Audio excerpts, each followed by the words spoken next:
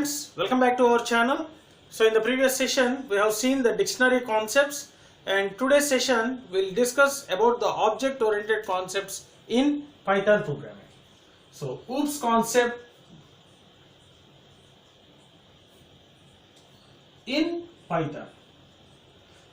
So in today's session I will give you the brief introduction about this OOPS concept, and the next session will go in depth, right? So now what are the OOPS concepts? So we know that every programming language will be either a structure oriented programming or object oriented programming.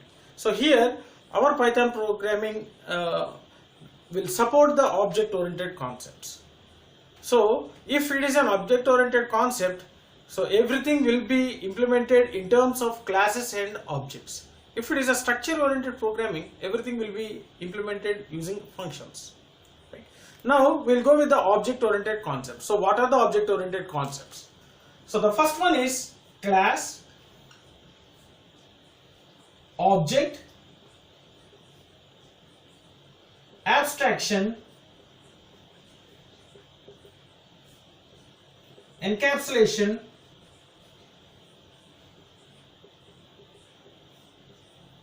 inheritance, and a polymorphism. So these are the main concepts of object oriented programming. Now let us start with the class. Class. So it is a blueprint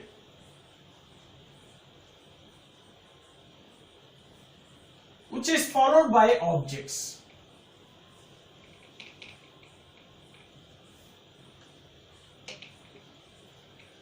So here every class can have a multiple instances. So here the instance means object. So every class can have a multiple objects, right? So that object should follow the blueprint of the particular class. So that means it is a logical structure. A class can be defined as a logical structure with a behavior.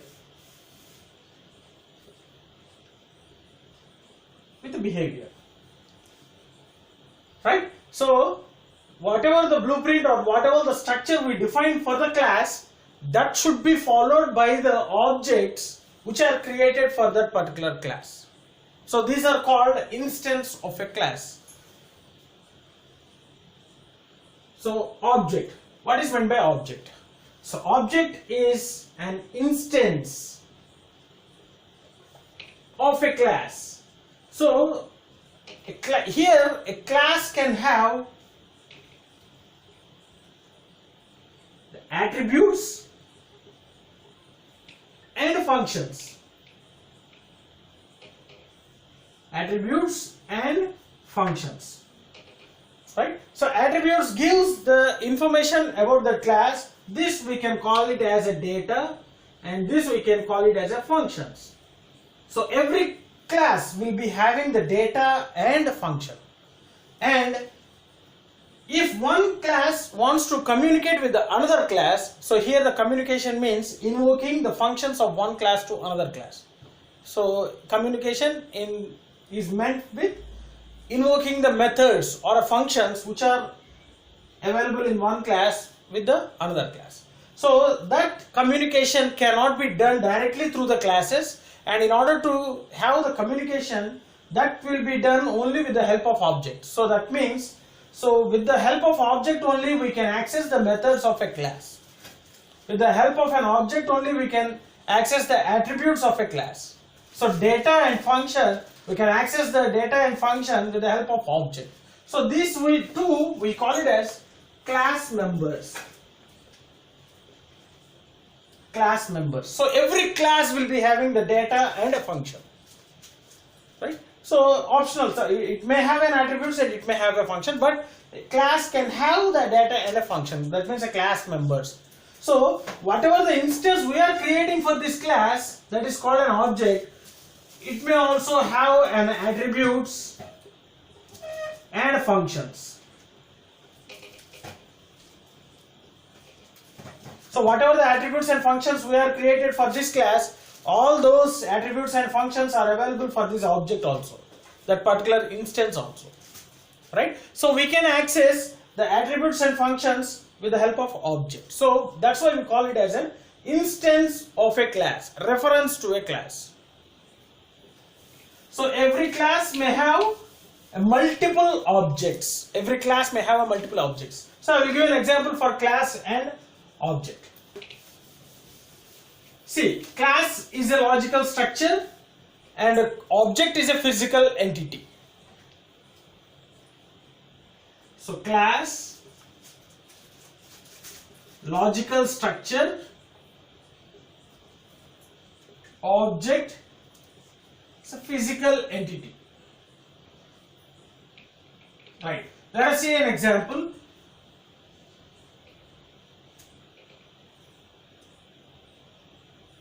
Student is a class. Student is a class. A student can have a roll number, name.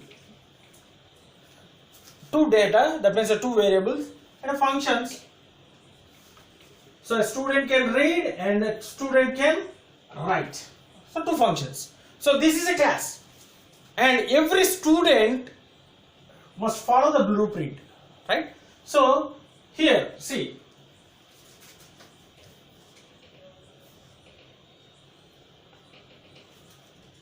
some ABC is a name of a student. That will be an object here, right? Some 1, 2, 3 and name is ABC and some read function and a write function. So here also we will be having that where it's same thing, R number, name, and also we can have a one more function, branch. Okay, one more function, branch. But this student, I mean this object should follow the blueprint of the corresponding class. So this is called a class and this is called an object. Object of this student. Right? So if our class is having around 60 students, we can have a class with 60 objects. So student is a class and it is having 60 objects. Right? So hope you understood this one. Right. Next, coming to this abstraction.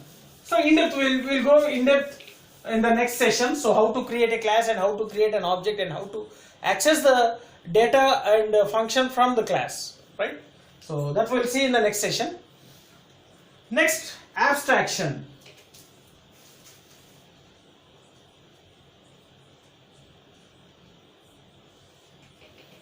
Abstraction means hiding the implementation details.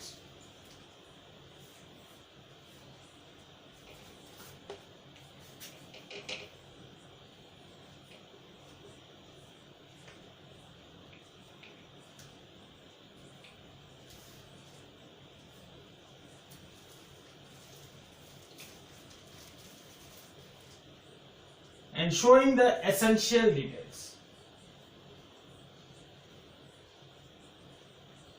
So this is called abstraction. So we'll hide the implementation part, but we'll only show the essential part. For example, if you go with any software, we don't know what are the functions implemented to run the operating system, right? Or any software. So just we'll install the software. That means we'll install the .exe file, but we don't know what are the files and how the software is implemented. So that means it will hide the implementation details. All the implementation details will be hidden, right? Only the exe file will be visible to us. So if you install that exe file, that particular software will be start working.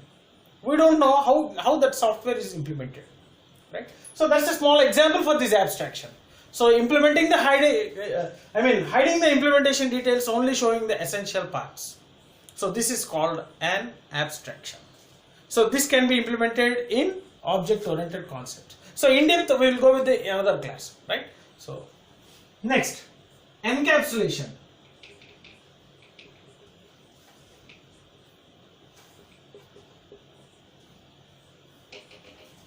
Encapsulation. So here, wrapping up of data and a function in a single entity.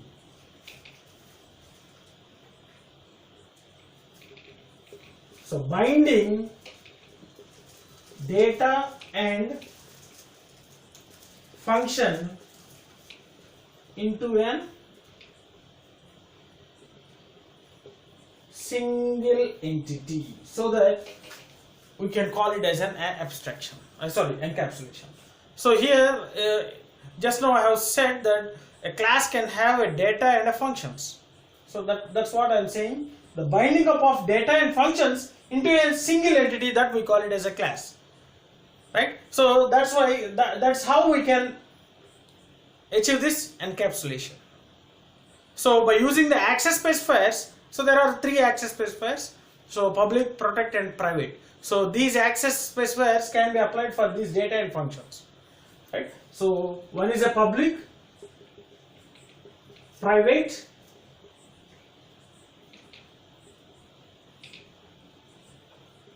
protected. Public, private, and protected, right? So public means whatever the data and a function available in one class that can be accessed by any class.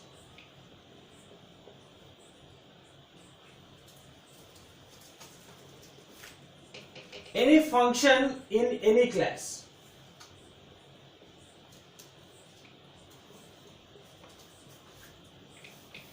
Right? So if the data and function are specified with a public, those data and functions can be accessed by any function in any class. If it is a protected, so it can be accessed by only class where it was declared or class inherited. So in which class we are declaring those data and functions, that class only we can use those data and functions, or whatever the class which is inherited from the base class, in that class also we can use the data and functions. And if it is a private, these data and functions can be accessed by only that class, only class in which these data and functions are declared. But also we cannot use them in the inherited class, right? So we can inherit one class with another class. So here if the data and functions are accessed as in a level protected, then they can be accessed by the class where it is declared and also the class which is inherited from the base class. But here if it is a private, it can be accessed by only one class, that is where these data and functions are declared, right? So this is how we can achieve this abstraction and encapsulation by using these access specifiers, right? So this is called a low level protection, data protection. So this is a medium level and this is a high level data protection. So because we are restricting the privileges, we are restricting the access of this data and functions. Right? So hope you understood. So next, inheritance concept.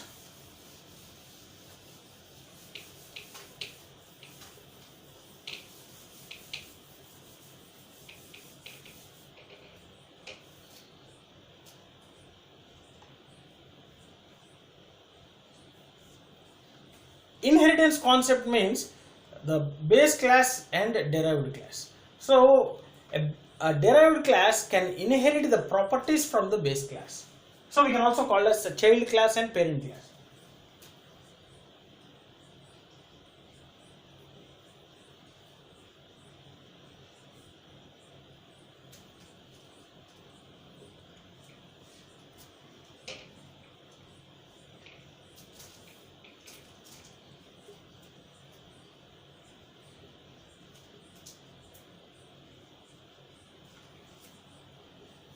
So derived class can be also called as child class.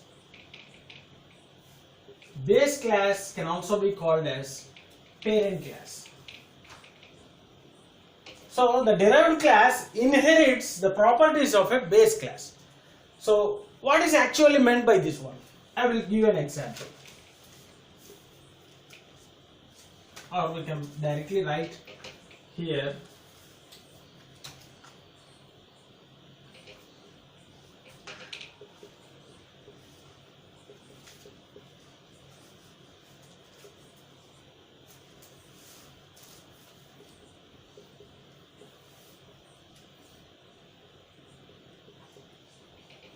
attributes and functions base class.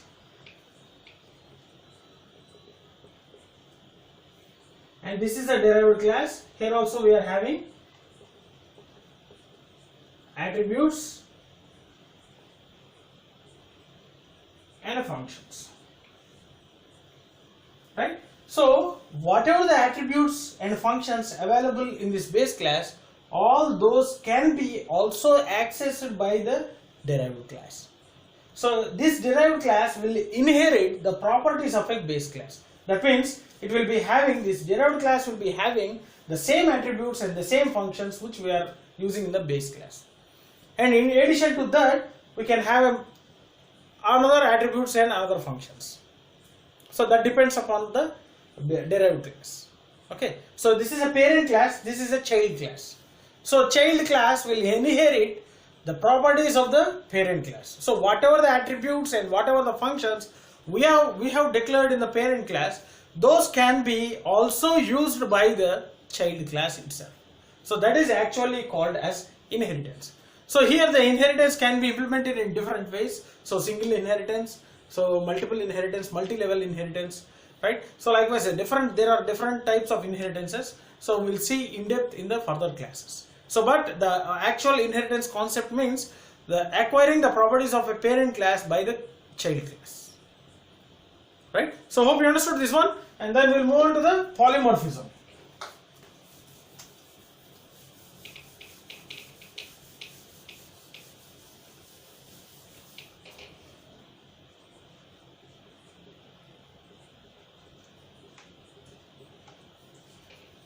See, so here the inheritance completely deals with the classes, whereas a polymorphism will completely deals with the methods.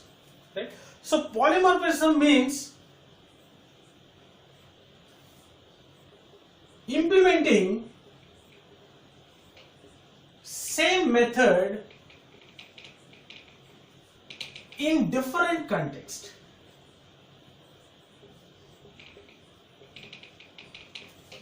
Different context. So here also in the polymorphism also there is a concept of inheritance. That means only in the concept of inheritance we will go with the polymorphism. So just now we have seen that inheritance means the parent class and the child class. So both will be having the common attributes and the common methods, because whatever the attributes and whatever the functions we are using in the parent class, all those functions and data will be available with the object, right? That means a derived class, right? So here implementing the same method in different context. So we'll implement the same method in the parent class as usual, as well as in the child class, right? So here methods with the same name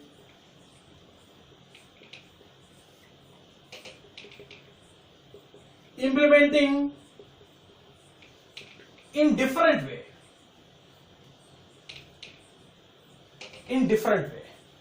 See, for example, if you take the addition example, add x comma y. So here add x comma y is a function call which takes x, y as the input. So simply we can also write add, where in the function definition we can take the input values. So we are not passing any arguments. So here we are passing the arguments, here we are not passing the arguments. But this function definition will be different and this function definition will be different. So implementing in different ways. And one more example for better understanding, see, plus. Consider the plus. So this is the arithmetic addition for integers,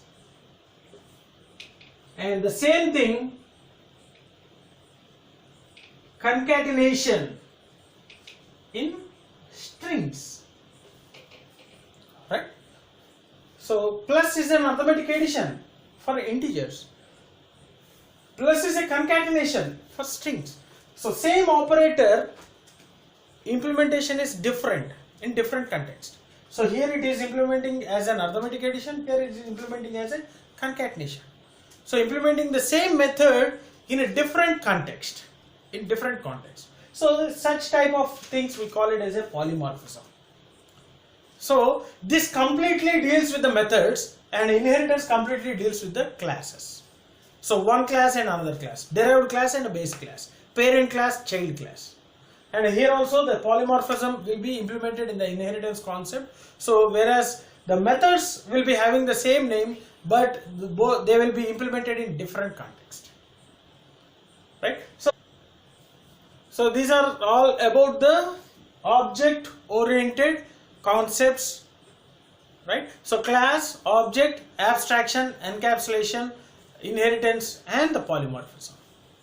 So I have just given the overview, so for the better understanding. So in the next session we'll go in depth with class and object. So we will see in the next session how to create a class, how to create an object, and we are saying that every class will be having the class members, that is a data and a function, and in order to access those methods we need an instance for the class that we call it as an object. So we have to create an object. So in the next session we'll see with these two concepts, class and object. So how to create a class, how to create an object, and how to access the class members, right? So if you are having any doubts regarding these OOPS concepts, feel free to post your doubts in the comment section, so that I will definitely try to clarify all your doubts. And if you really understood my session, like my session, share my sessions with your friends, and don't forget to subscribe to our channel. Thanks for watching. Thank you very much.